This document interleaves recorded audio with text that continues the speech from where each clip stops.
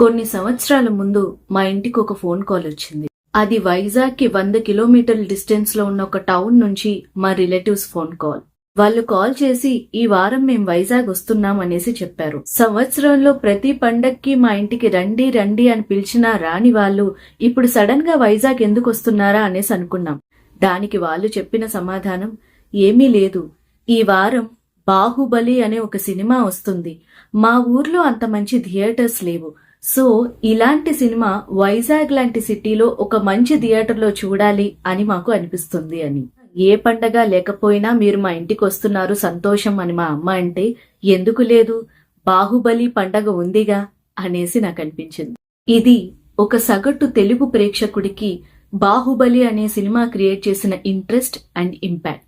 నాకు బాహుబలి సినిమాని తలుచుకోగానే 2015లో మా రిలేటివ్స్ నుంచి వచ్చిన ఈ ఫోన్ కాలే ఫస్ట్ గుర్తొస్తుంది.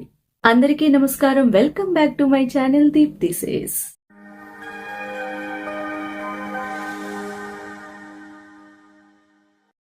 అప్పటి వరకు తెలుగు సినిమా అంటే చాలా మందికి అసలు తెలియని కూడా తెలీదు ఇండియాలో. Actually south Indian film industry అనేది ఒకటి ఉంది అన్న విషయం కూడా చాలా మందికి తెలియదు.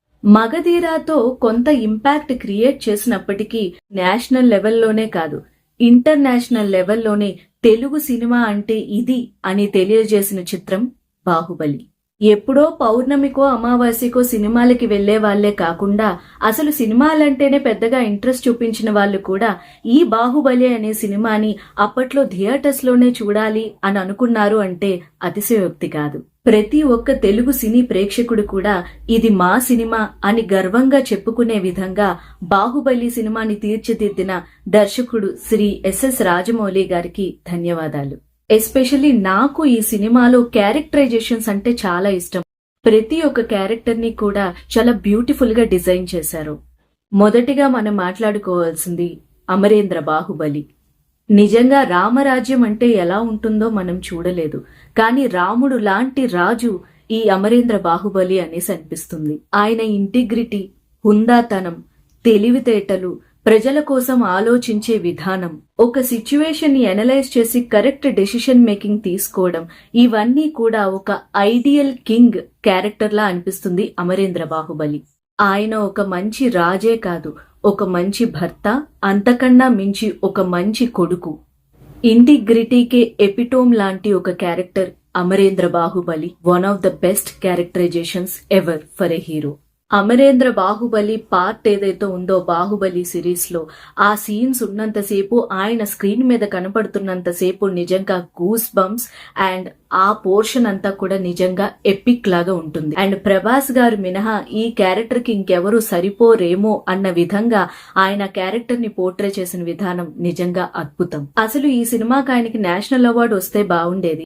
ఎనీవేస్, బాహుబలి అనే సినిమాలో ప్రభాస్ గారిని మినహా ఇంకెవర్ని ఊహించలేము. నీ మాటే మా మాటయ్యా, నీ చూపే శాసనమయ్యా, మా రాజు నువ్వే, తండ్రి నువ్వే, కొడుకు నువ్వే, మా ఆయువు కూడా నీదయ్యా. ఎంత అద్భుతంగా వర్ణించారు మన అమరేంద్ర బాహుబలిని. ఇంకా సాంగ్ గురించి మాట్లాడాను కాబట్టి కీరవాణి గారి సంగీతం ఈ సినిమాకి నిజంగా బ్యాక్ బోన్ అనేసి చెప్పొచ్చు. ఆయన పాటలే కాదు, బ్యాక్గ్రౌండ్ మ్యూజిక్ కూడా ఈ సినిమా విజయంలో చాలా కీలక పాత్ర వహించింది. ఇంకా విమెన్ పవర్ కి నిదర్శనంలా ఉంటాయి ఈ సినిమాలో ఉన్న లీడ్ ఫీమేల్ క్యారెక్టరైజేషన్స్. అందులో ముఖ్యంగా Devasena self respect, confidence and dignity ఉన్న ఒక క్యారెక్టర్ గా చాలా బాగా డిజైన్ చేశారు. వర్డ్ ఆఫ్ పవర్ ఉన్న ఒక powerful character Sivagami character. Avantika character లో ఉన్న పోరాటం, ధైర్యం కూడా నిజంగా ఒక బ్యూటిఫుల్ క్యారెక్టరైజేషన్. ఇక విధి నిర్వహణలో బాధ్యత, నిజాయితీ, మాటకి కట్టుబడి ఉండటం అనేది కట్టప్ప క్యారెక్టర్ లో చూడొచ్చు. ఈవెన్ ఒక చిన్న పాత్ర అయిన కుమారవర్మ క్యారెక్టర్ నుంచి కూడా సెల్ఫ్ కాన్ఫిడెన్స్, ధైర్యం అనేది ఉంటే మనమే హీరో అనే విషయాన్ని చాలా చక్కగా చూపించారు. ఇలా బాహుబలి కథనే కాదు, ప్రతి ఒక్క క్యారెక్టర్ ని కూడా అద్భుతంగా తీర్చిదిద్దిన రచయిత విజేంద్ర ప్రసాద్ గారికి నిజంగా ధన్యవాదాలు. సో ఇలాంటి అద్భుతమైన క్యారెక్టర్స్, అద్భుతమైన ఆర్టిస్ట్ తో అంత మంచి క్యాన్వాస్ మీద ఇంకా అద్భుతంగా తీయడం అనేది రాజమౌళి గారికి కొట్టిన పిండి.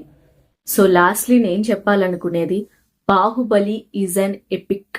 అండ్ ఈ సినిమా మన జనరేషన్ లో రావడం, మనం విట్నెస్ చేయగలగడం నిజంగా మన అదృష్టం అని చెప్పుకోవాలి. సినిమాని ఇష్టపడే ప్రతి ఒక్కరు కూడా ఈ సినిమాని ఒక్కసారైనా చూస్తే వాళ్ళకి వాళ్ళు గిఫ్ట్ ఇచ్చుకున్నట్టే, because this movie is once in a lifetime experience. So thank you so much for watching. ఇది బాహుబలి సినిమా గురించి ఆలోచించినప్పుడు నాకు అనిపించిన విషయాలన్నీ ఈ వీడియో ద్వారా మీ అందరికీ షేర్ చేసుకున్నాను. మీకు ఈ సినిమాతో ఉన్న మెమరీస్, మీ ఎక్స్పీరియన్సెస్ అండ్ మీకేమనిపిస్తుంది ఈ సినిమా గురించి అనేది నాకు కామెంట్ చేసి చెప్పండి. వీడియో కనుక మీకు నచ్చుంటే తప్పకుండా లైక్ చేయండి. మరిన్ని ఇలాంటి మూవీ రిలేటెడ్ వీడియోస్ కోసం నా ఛానల్ ని సబ్స్క్రైబ్ చేయండి. I'll see you all in my next video. Bye bye.